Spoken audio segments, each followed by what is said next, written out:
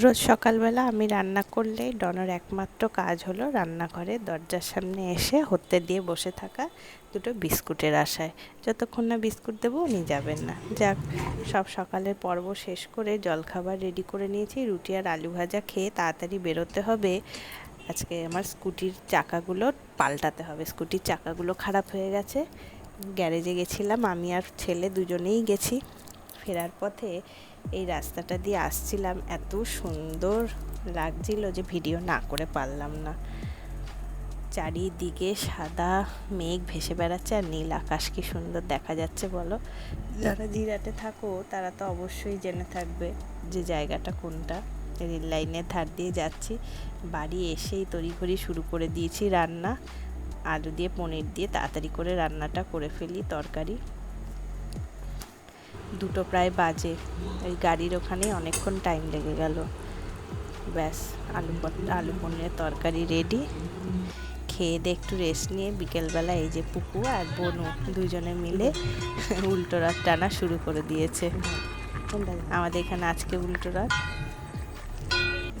আমি একটু রথ টেনে নিলাম। ওই যে দূর থেকে ওরা আবার রথ নিয়ে বাড়ি চলেও আসলো।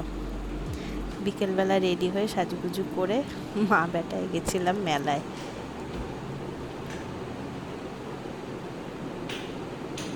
মেলায় যাওয়ার আগে একটু কায়দা করে ভিডিও তুলে নিচ্ছিলাম। দুইজনে চলছি মেলায়। মেলায় গিয়েই আগে গেলাম জগন্নাথ, বলরাম আর সুভদ্রা মায়ের দর্শন করতে। দেখো রথটাকে কত সুন্দর সাজিয়েছে, কি ভালো লাগছে না। সোজা রথে তো আসতে পারিনি, তাই উল্টো রথে চলে গেছিলাম। এই যে মন্দির পাশে আর এই যে রথ। মেলায় দোকান বসেছে দেখো কত, আর বেশি ভিড় এই সাজুগুজুর দোকানে। যেখানে মেয়েদের চুড়ি, হার, কানের গলার এসব আছে, সেই দোকানগুলোতে যেন বেশি ভিড় এবছর।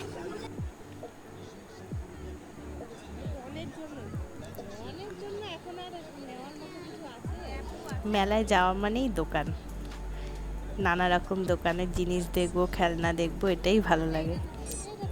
কিছু কিনি আর না কিনি, ঘুরতে বেশ ভালোই লাগে মেলায় গিয়ে।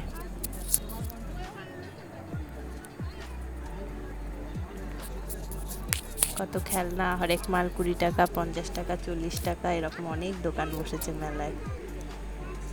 বেশ জমজমাট, ছোট্ট একটু মেলা, কিন্তু মেলাটায় প্রচুর লোক আর খুব জমজমাট। আর বাচ্চাদের ভিড় তো এই খেলনার দোকানেই, যত কিছু ভিড় খেলনার দোকানেই।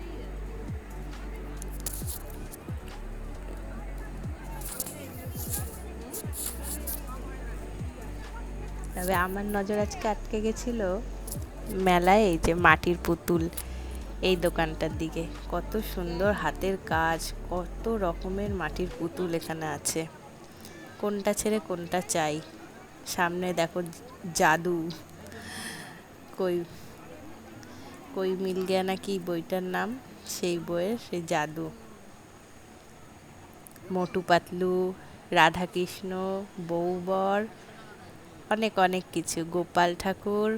মাটির জিনিসগুলো দেখতে এত ভালো লাগছিল, তেমনই দাম, হাত দেওয়ার মতো না। এবার একটু চলে গেলাম ফুচকা খেতে। আজকে তো মঙ্গলবার, আজকে বাইরের কিছুই খাওয়া যাবে না, তাই নিরামিষ একটা ফুচকার দোকান দেখে আমি আর পুকু দুজনে মিলে আজকে একটু ফুচকাই খেলাম।